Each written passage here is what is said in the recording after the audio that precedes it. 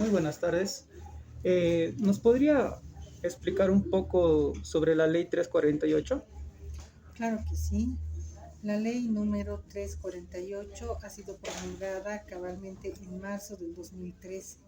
Ha sido promulgada bajo el gobierno de Evo Morales y ha surgido a raíz de un hecho visible que se ha dado en ese momento a raíz del asesinato que ha sido víctima la compañera Annalyn White, ¿no? Evidentemente ha sido una gota que ha derramado el vaso, vamos a llamarlo así, y con el afán de tapar, cubrir, aparentar que se está trabajando en base a las violencias contra las mujeres en nuestro país, Bolivia, han agarrado así todo lo que había de la reformulación y han promulgado de la noche a la mañana una ley, ¿no? Una ley que se le ha denominado Ley Integral para garantizar a las mujeres una vida libre de violencia, ya con el plus de caracterizarla con un contenido netamente penal fundamentalmente, ¿no? Y desde el 2013 a la fecha ya son más de 10 años de su aplicación y bueno, con una serie de obstáculos, tropiezos, críticas y errores garrafales, ¿no? Que en la parte de operatividad principalmente se sopesa con la norma día a día cuando se acoge a la misma. Sí. ¿Qué objetivos principales cree usted que busca la ley 348? Bueno, la ley 348 eh, en su promulgación, más o menos los 3 años primeros, ha sido considerada una de las normas con mejor avance en legislación frente a hechos de violencia contra las mujeres y evidentemente promete mucho. Dentro de sus principios, por ejemplo, está la gratuidad, la severidad, el buen trato, la buena diligencia, no formalismos. Es decir, nos promete tantas cosas que pareciera realmente que se va a resolver la situación de violencia. Pero es pues una ley ajena a la realidad y al contexto boliviano. No resuelve nada. Yo me atrevería a decir que desde la promulgación de la ley, inclusive los datos estadísticos a nivel cuantitativo y por supuesto también cualitativo eh, en relación a la problemática de violencia ha aumentado y se ha acrecentado. Entonces no está cumpliendo los objetivos por los que ha sido creada. No hay una concordancia, no hay una relación. Además, ¿para qué hacemos también normas y leyes? Una de ellas, esta, la 348, ajenas a nuestro contexto, ajenas a nuestra realidad, que no responde a los casos de violencia que las mujeres bolivianas día a día en diferentes espacios de la sociedad eh, viven. Entonces, no sirve de nada que tenga los mejores objetivos y las mejores intenciones en letra muerta, pero en la práctica y en la operatividad no se llegue a plasmar resultados positivos de una misma. ¿Qué más? Está bien. ¿Qué personas tienen mayor riesgo y vulnerabilidad? Bueno, la violencia en general, o sea, en términos generales, de hecho, es una problemática grave, ¿no? Vivimos en un contexto, en un país, en una realidad netamente violenta. Específicamente el sujeto de protección, vamos a llamarlo así, de la 348, en primera instancia deberían haber sido solamente las mujeres, las niñas, niños, adolescentes y población LGTBI. ¿No? Eso no porque se nos ha ocurrido a las mujeres creando, o se nos ha ocurrido a las feministas, o se le ha ocurrido a alguien. Eso es el resultado realmente de todas las luchas a lo largo de la historia y a lo largo del tiempo y a lo largo de la realidad y contexto que se ha podido visibilizar. Específicamente vamos a hablar de la realidad boliviana. ¿Quiénes son las que mueren cada día? ¿Quiénes son los que son afectados por abuso sexual, violación, tentativas de feminicidio? ¿Quiénes son los que viven realidades de discriminación, racismo y por más que se hable de inclusión y una serie de programas y proyectos que existen, no es que no existen, pero para nada se hace prevalecer los derechos. Entonces son mujeres, niños, niñas y adolescentes y población LGTBI. En un inicio el espíritu de la norma era esa, cubrir a los sectores más vulnerables, que viven situaciones realmente graves y a nivel cuantitativo alto, pero se ha desnaturalizado. En la misma promulgación de la ley, como lo han hecho así a la rápida y no han revisado, y tú sabes que los colegas abogados pues son hábiles para hacer de la norma un apego a su voluntad y a su interés, como quien dice en el refrán, echa la ley, echa la trampa. Ellos se han agarrado del artículo 5, que cabalmente está dirigido al sujeto de protección, o sea, quiénes van a ser los beneficiarios de la norma, los sectores más vulnerables, que en este caso serían mujeres, niños, niñas y todo miembro de la familia. Ahí se comete otro error porque prácticamente se discrimina, se aleja, no se toma en cuenta, se separa, se ningunea a la población LGTBI. Y además, o sea, ahí ya está lo grave, que abre las puertas para que cualquier miembro de la familia, hasta los propios hombres, varones, puedan ser sujetos de protección de esta ley. Claro. Entonces, en un momento determinado, uno de los errores graves de la norma era que, al igual que una mujer que vive una situación de violencia, un hombre que vive situación, o que decía que vive una situación de violencia, podía iniciar un juicio en contra de la mujer. Entonces se ha dado un fenómeno bien curioso, que en un momento determinado ya no defendíamos a mujeres que viven situación de violencia, sino defendíamos a mujeres que eran acusadas por sus parejas por supuestas situaciones de violencia. Ya, de alguna manera eso se ha tratado de subsanar.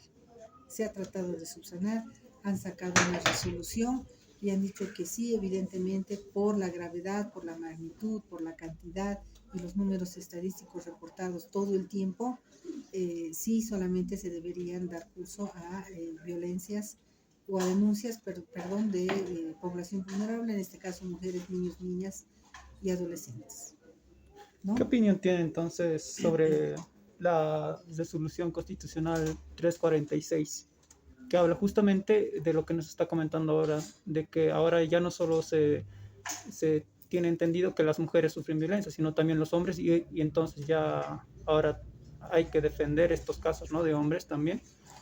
Bueno, sí, pero, ¿sabes? No estamos negando que haya hombres que viven situación de violencia, los hay casos y casos, ¿no?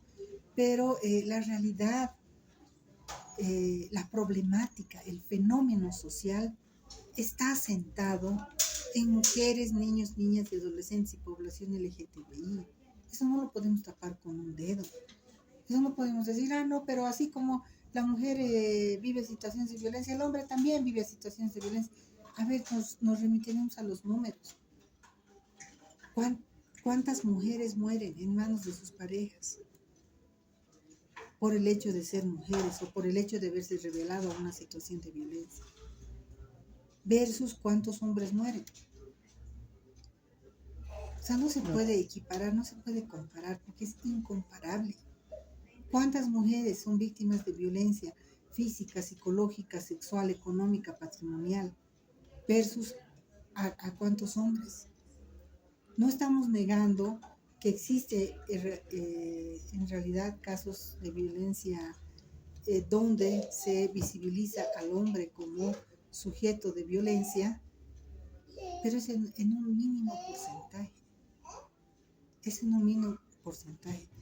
De cada 10 mujeres, 9 viven una situación indistinta de violencia. Sobre eso, el de periódico... cada 10 hombres, ninguno.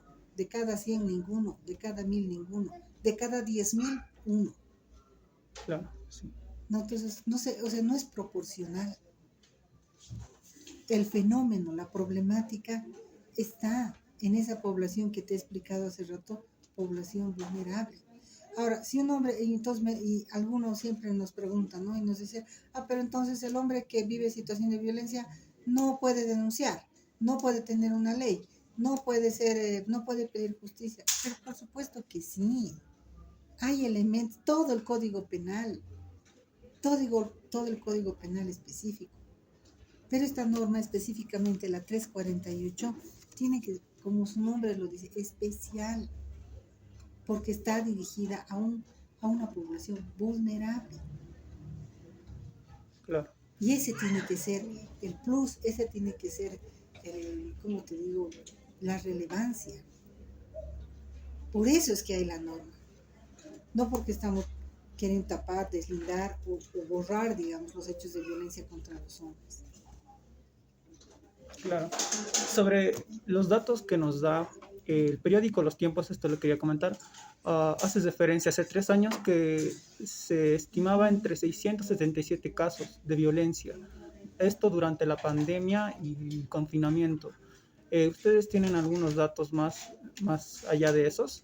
Bueno, mira, uno de los errores que constantemente se ratifican y se vuelven a repetir en torno a esta problemática y fenómeno social que es la violencia machista contra las mujeres, justamente es la inexistencia de un registro de sistema único. Pero yo tengo entendido No, que no, no. La verdad es que por un lado la FELCB maneja sus números. Por otro lado el Ministerio Público maneja sus números. Por otro lado el IDIF maneja sus números. Y por otro lado las ONGs que trabajan, incluidas nosotros como movimiento social, no como ONG, manejamos nuestros registros. ¿No? Entonces no existe un sistema único que realmente sea una fuente oficial que visibilice el problema en relación a números estadísticos. Los tiempos, la razón, los medios de comunicación escritos, televisión, radio, lo que sea, puede tomar cualquier fuente, pero no es el conjunto, el oficial. Siempre seguimos sopesando con que existe un subregistro. Digamos, entre comillas, ¿cuál sería la fuente oficial? ¿Cuál sería la fuente estos oficial? datos, que le digo del periódico, los sacan del INE, que a la vez ellos agarran los datos de justamente denuncias que se han realizado. Entonces, le hablo de un ejemplo un poco más específico. En la cuarentena se realizó por parte de la empresa Viva un, se abrió espacio a un número de teléfono donde las víctimas de violencia pudieran marcar y denunciar. Entonces, en base a estos datos, también el INE recoge eso y da unos datos específicos, ¿no? Generales para la población. El periódico Los Tiempos agarró justamente estos datos y los dio a conocer. Ahora bien, ¿usted tenía entendido sobre esta línea gratuita donde se llama Sí, sobre violencia? sí, sí, sí. ¿Qué opinión tienes respecto a esto, por Que no ejemplo? funcionaba, que era un saludo a la bandera. O sea, básicamente, como te digo, el problema del registro y del sistema único de registros de denuncias de violencia contra las mujeres en Bolivia es un problema que no está resuelto, ¿no? Y ni el INE, yo me atrevo a decir que ni el INE maneja datos oficiales y exactos. Siempre, siempre sigue por debajo ese problema de subregistro. Porque además hay que tomar en cuenta, eh, tendrían que hacer un estudio de todos los casos que van y acuden a la FELCB, que es la Fuerza Especial de Lucha contra la Violencia, cuyas denuncias no son recepcionadas y que prácticamente si no estás muriendo o no te están matando o no tienes una herida, así una situación grave, no te aceptan la denuncia y eres un caso desechado. Entonces solamente las denuncias que ellos consideran que deben ser aperturados cuentan como número y cuentan como registro. Entonces eso a mí me parece muy grave, porque en realidad ahí no sabemos si son decenas, centenas o miles de denuncias que se están perdiendo, ¿no? Uno. Dos, en relación a la línea telefónica que han habilitado, prácticamente el Estado ha hecho solamente un show. Esa línea yo personalmente como trabajadora social de Mujeres Creando he llamado, porque en pandemia todo estaba cerrado, no había absolutamente nada, era prohibido hasta circular. ¿Y qué le vas a decir tú a una compañera que está sufriendo violencia? Quédate en tu casa, quédate en casa, estamos en pandemia, cuando en casa era el lugar donde estaba en riesgo, donde le habían golpeado, donde le habían amenazado de muerte. Íbamos al refugio o al albergue y estaba cerrado, no había absolutamente nadie que estaba trabajando ahí. Íbamos a la FELCC totalmente cerrado y los policías decían, llame a la línea gratuita, llame a la línea gratuita. 814-0348. Aparte de esa, han habilitado otra más. Llamábamos a la línea y nos mandaban a un buzón. Una máquina nos atendía, ¿no? Y para corroborar que evidentemente sea una denuncia jurídica válida, tenías que llamar 3 veces. Y ni así, ni registrándote y llamando las 3 veces. ¿Qué pasaba si a la primera le mataban a la compañera o a la segunda? Era un horror esa línea. Esa línea no ha funcionado. Y prácticamente yo para hacer el seguimiento específico y para poder realmente aseverar y afirmar que no funcionaba, yo he tenido que llamar casi 27 veces para pedir auxilio de una compañera que estaba viviendo una situación de violencia en el acto. Pero así, haciendo todo un escándalo. Soy trabajadora social de Mujeres Creando, yo voy a ir, díganme dónde hay que ir, yo voy a gestionar la movilidad, hagamos algo, pero no la dejemos a esa compañera ahí, vayamos a rescatarla. O sea, no ha funcionado tampoco esa línea. Tengo entendido, como usted decía, que hay un lugar, ¿no? Unas casas de acogida. ¿Esas casas de acogida actualmente funcionan? O... Sí, actualmente funcionan. La misma norma, la 348, establece que cada municipio de manera descentralizada tiene que asumir la responsabilidad de otorgar a la población, digamos, espacios que garanticen justamente el objetivo de la ley, ¿no? Y uno de ellos es crear casas de acogida, albergues, refugios transitorios de manera temporal para que mujeres en situación de violencia puedan tener un espacio donde albergarse, donde refugiarse. Por norma, cada municipio, no solo a nivel regional, sino a nivel provincial, deberían tener estas unidades. No existe a nivel provincial, pero sí con mucho esfuerzo, digamos, a nivel regional, departamental, pero también con sus deficiencias. En el caso específico de aquí, de la ciudad de La Paz, por ejemplo, por mencionar una, el gobierno autónomo municipal de La Paz cuenta con el albergue para mujeres en situación de violencia, ubicado en la calle Chuquisaca, atrás de la cervecería, en una infraestructura propia. ¿No? Es lindo, es uno de los mejores y una de las referencias a nivel nacional. Tiene capacidad para más o menos 70 personas y cuenta con guardería, cuenta con espacios de recreación, cuenta con espacios educativos, o sea, es relativamente completo. Bueno, lo malo es que habría que preguntarnos si realmente funciona al 100%. Las pocas veces que yo he podido visitar el refugio, jamás, ni siquiera habían llegado al 50% de su capacidad, ¿no? Y también vienen cargados con mucha burocracia, muchos obstáculos que también vuelven y tornan inaccesible y perjudica también, ¿no? el servicio y el beneficio para la población para la que ha sido creada. Pero hay, o sea, no podemos decir que no hay. En el caso de La Paz hay. En el caso del Alto también tienen su refugio. En el caso del Alto es más grave todo, es mucho más grave que en la ciudad de La Paz. Porque en el Alto, por lo menos aquí hay 1 o 2 o 5 casos encuentros de mujeres que están refugiadas en el albergue. Pero en el caso del Alto, hay meses y hay temporadas que no hay ni un caso. Y que no hay ni funcionarios que están dispuestos a trabajar en ese ámbito. Entonces es mucho más grave todavía en la cuestión de la... Entonces, ¿los funcionarios no están preparados en esta ley también? Sí, es una de las deficiencias y vacíos, vamos a decir así, que también se presentan en relación a todas las unidades que trabajan en función a violencia.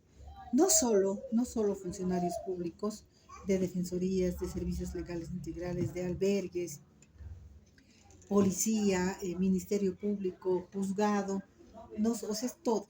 es prácticamente toda la cuestión pública y las unidades operativas que les falta capacitación, especialización, continuidad, ¿no es cierto? Institucionalidad. En las defensorías, por ejemplo, cambian así como pipoca, cambian a los profesionales. Entra uno, sale otro, entra uno, sale otro, entra uno. Nadie tiene responsabilidad de hacer seguimiento y tener constancia en el trabajo que inicia. Sobre esto, hay algo, bueno, tengo entendido que también se le da agilidad en, a las víctimas de violencia en cuanto a papeleos y documentación, ¿no?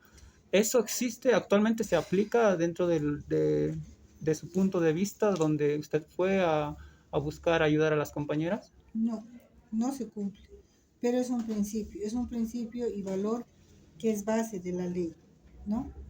¿Y qué dice? ¿Dónde está el trato digno, complementariedad, armonía, equidad social, equidad de género,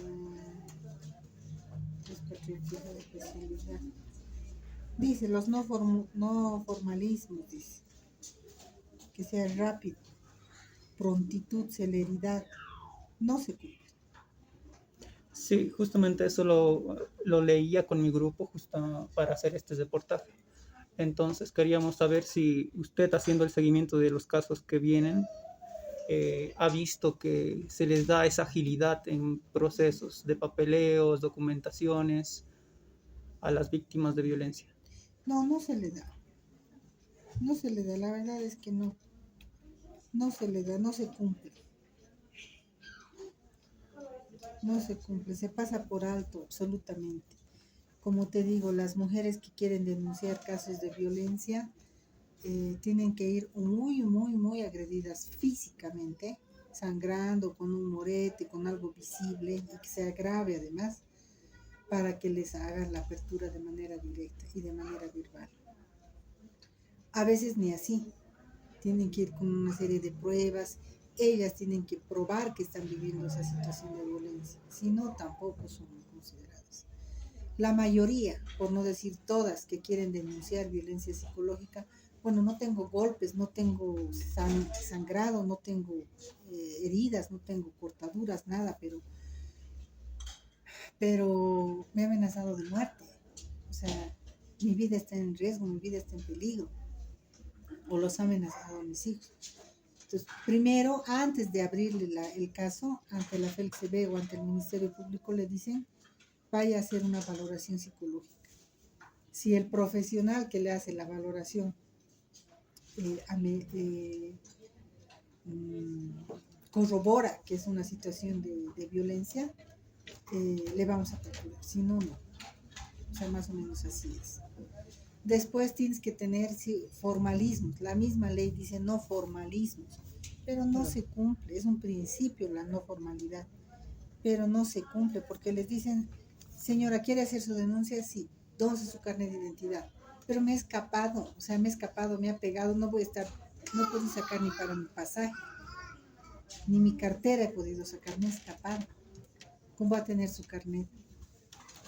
¿Acaso la FELCB no debería tener un sistema ya así conectado, relacionado? Claro, digitalizado, ¿No computarizado. es cierto? Para trabajar con la población. Entonces no le aceptan. Entonces, ¿qué opina de los pasos que tiene que seguir una víctima para hacer una denuncia? Mira, la ley 348 es sinónimo, para manera de decírtelo así de manera resumida. Es sinónimo de inversión de tiempo, gasto de dinero, maltrato y revictimización para las mujeres, abandono de denuncias, rechazos de denuncias, prácticamente da mucha cobertura a lo que es la impunidad, indefensión y prácticamente sin derecho a legítima defensa. O sea, desde nuestro punto de vista, la ley no está funcionando como debería funcionar, no está respondiendo a quienes tiene que responder, que es a la población vulnerable, mujeres, niños, niñas y adolescentes y población LGTBI, y conseguir un resultado concreto en base a la 348 significa mucho tiempo y mucho dinero. Entonces, ¿qué ley o qué decreto o qué podríamos hacer para que, bueno, esta ley o se pueda hacer algo al respecto contra las víctimas de violencia, ¿no? Bueno, mira, nosotras estamos convencidas como movimiento social que no todo lo va a resolver la ley, ya que es un instrumento, es algo necesario, sí, es algo que tiene que existir, sí, pero que esté bien planteada y bien hecha. No queremos 10 leyes, 20 leyes. Mira, hay la 348, hay la 1173, hay esta que tú dices, la 546, Sí, hay están trabajando ahora una nueva modificación, un proyecto de ley, modificación y reforma a la 348, que probablemente este año lo promulguen por esta cuestión política, yo imagino que no se está promulgando, pero en 2, 3 lo van a publicar también. No se necesita tener 3, 4, 5, 10 leyes para que supuestamente algo funcione.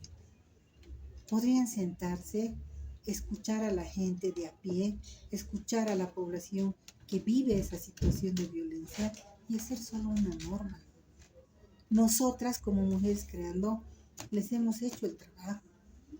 No porque nos da la gana, no porque no tenemos otra cosa que hacer, no porque queremos molestar y fregar, digamos, al gobierno, sino porque conocemos de esa realidad. Todos los días trabajamos. Tú has visto aquí las compañeras que hacen fila, que vienen, que nosotras atendemos, que nosotras patrocinamos, que nosotras acompañamos.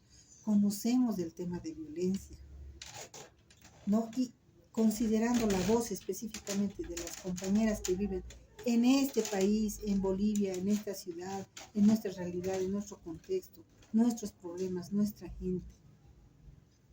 Y hemos sugerido cómo realmente podría reestructurarse o reformularse esta misma norma y no tener 1, 2, 3, 4, 10 más que supuestamente la respalden, la refuercen, la sujeten. Basta solo una para poder tener resultados positivos. Pero no quiero decirte ni que te vayas con la idea que el tema de las violencias solo y únicamente se va a resolver si existe una ley así maravillosa, que funcione, que sea aplicable y que responda a la realidad de las violencias. No, esto solamente es una parte. Esto es una parte. Lo demás tenemos nosotras y nosotros como sociedad civil, como organizaciones sociales, como parte de esta comunidad, también aportar con alternativas, ¿no? Y eso claro. lo tenemos muy claro como mujeres. Otra pregunta que quiero hacerle es, ¿qué opina usted del término acuñado dentro de la ley 348 que dice violencia feminicida? Sí consideramos, digamos, que ha sido acertado, que sí había la necesidad de visibilizar evidentemente este término, esta combinación así fatal de violencia, que en muchos casos lamentablemente se termina en esa realidad, que es un asesinato contra una mujer, ¿no? Pero no es cualquier asesinato, no es como digamos que una mujer haya sido víctima de un asalto y la haya matado, o que una mujer, no sé, haya estado en un contexto, en un lugar, en una situación y haya sido asesinada por X o Z razón, sino específicamente el concepto de feminicidio la acentúa ese proceso, esa acumulación, esa continuidad de una relación probablemente llena de violencia consecutiva por la cual una compañera haya sido víctima durante años y que finalmente, lamentablemente, la pareja, expareja o persona que ha ejercido violencia contra esta compañera la ha llegado a matar, ¿no? Eso es el feminicidio. Sobre Es el acto eso, final. claro, Y creo que sí, ha sido acertado, ha sido un avance. Estamos de acuerdo, no voy a decir toda la norma es un desastre, toda la norma no sirve para nada. Hay cosas que se pueden rescatar, una de ellas es esta, o sea, se tiene que visibilizar, tiene su nombre, es violencia feminicida, pero así como hay aciertos, también hay varios errores, ¿no? claro. Bueno, sobre eso quería decirle, entonces, se escucha de varios lugares, ¿no? De varias voces y varios sectores que quieren legalizar algunas leyes como la pena de muerte y otras, ¿no? Castración química. ¿Qué opinión usted tiene respecto de eso? Bueno, mira, nosotras como Movimiento Social Mujeres Creando, y yo también personalmente, porque soy integrante del movimiento, no soy ajena, ¿no es cierto? No estamos de acuerdo, ¿no? Con violencia no vamos a resolver violencia, ¿no? No estamos de acuerdo con la pena de muerte porque no está relacionada a la política con la que trabajamos. Nadie es dueño de la vida, absolutamente de nadie. Y si apoyamos a la pena de muerte, estaríamos entrando en el mismo círculo y estaríamos cometiendo el mismo error y equiparándonos a las personas que ejercen violencia. Eso de ninguna manera lo vamos a hacer. No, pero sí, obviamente, que se endurezcan las penas, que haya otras alternativas, que haya funcionalidad de ejecución, operatividad, acceso a la justicia, por ejemplo.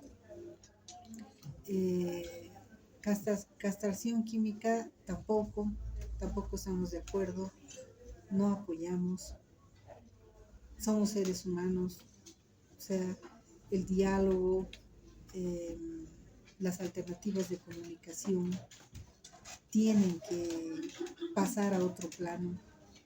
Tenemos que aprender a comunicarnos al ritmo de la actualidad, de lo que es, de lo que está. Y definitivamente trabajar mucho, pero mucho, desde varios puntos de vista, de cómo lograr que la vergüenza cambie de bando, ¿no? Claro, Pero no, con esas dos opciones no estamos de acuerdo y no apoyamos. Vemos otras alternativas, otras acciones, el escracheo, la denuncia pública, visibilizar al agresor, eh, publicar su nombre, su apellido, su dirección, su trabajo, avergonzarlo a él, que pierda, digamos, los beneficios, todos los derechos que tiene.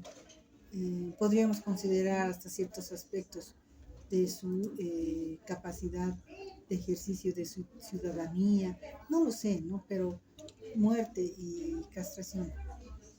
si esos beneficios que tiene el agresor son vulnerados en diferentes formas, ¿no afectaría de forma indirecta a la víctima también? Porque también sabemos que hay violencia económica, violencia psicológica, ¿no? Pero en todo caso estaría afectando de forma económica a la víctima también si el victimario, el agresor, ya no cuenta con facilidad de empleo, por ejemplo, o de poder hacer documentaciones o trámites. ¿No afectaría indirectamente a la víctima también esto?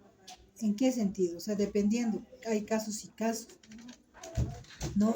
Si una mujer es víctima de violación y no tiene ninguna relación con su agresor, ¿en qué le va a afectar si él trabaja o no trabaja? O tenga posibilidades o no. Bueno, en el caso Cuando digamos sea un padre, sí, en la familia, ¿no? Y eh, pierde su trabajo no sé, el escracheo que hacen. dependiendo el delito cometido también, ¿no? Susana creo que aquí dice si le va a poder. A nadie, nadie, nadie. Eh, Dependiendo del delito. Por ejemplo, si es violación, no se puede perdonar una violación. Y se tiene que seguir el proceso penal. Y se tiene que hacer el escracheo. Y tenemos que visibilizar al violador. Y el que pague lo que tenga que pagar.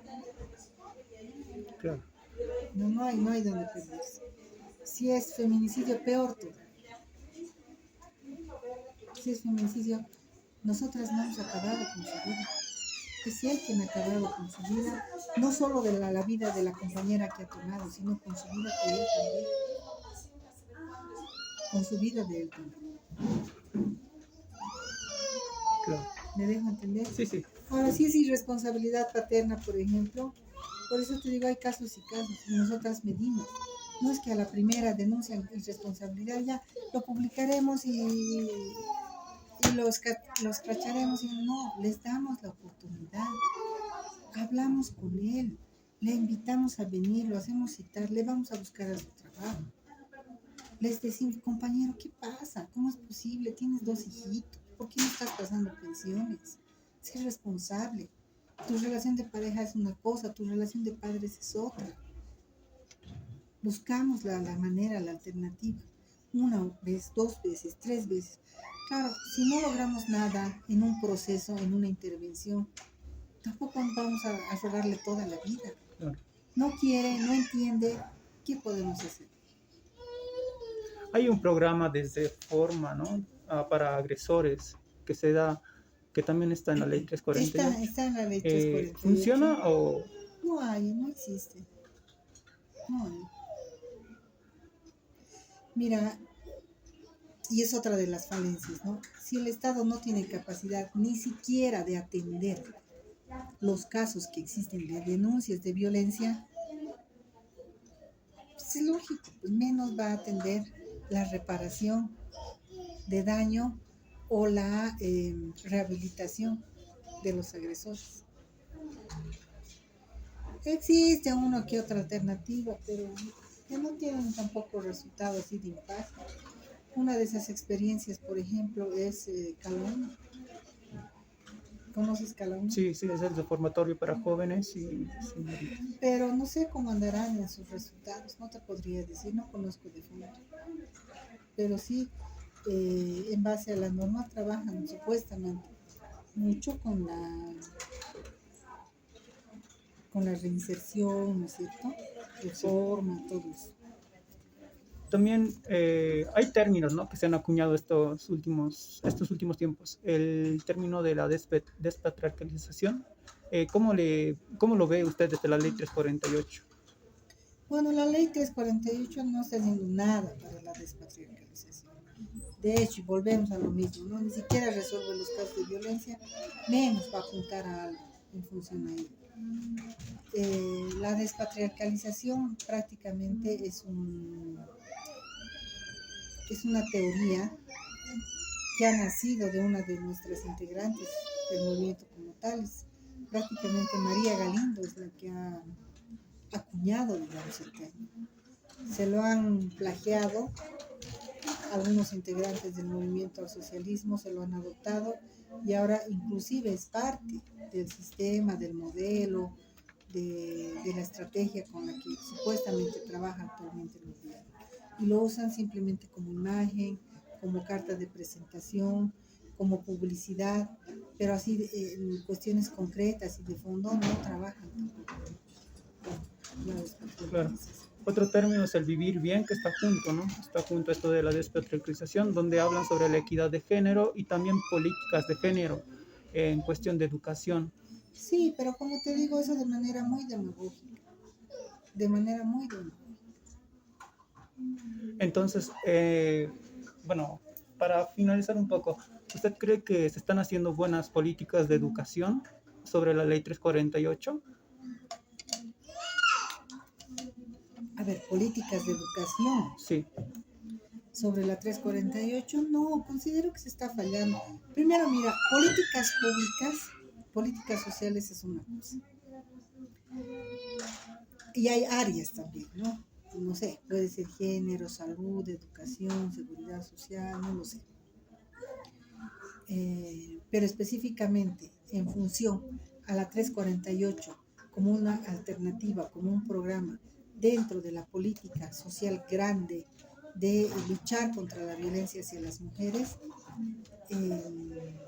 a nivel, digamos, de informar, a nivel de difusión, han debido hacer un buen trabajo, porque se han gastado millones para eso. Yo te pregunto, ¿en qué programa o en qué medio tú no ves propaganda de la 348? Todo el mundo saca. La ley 348 denuncia que no tienes, por ley inclusive está, que los medios de comunicación tienen que sacar.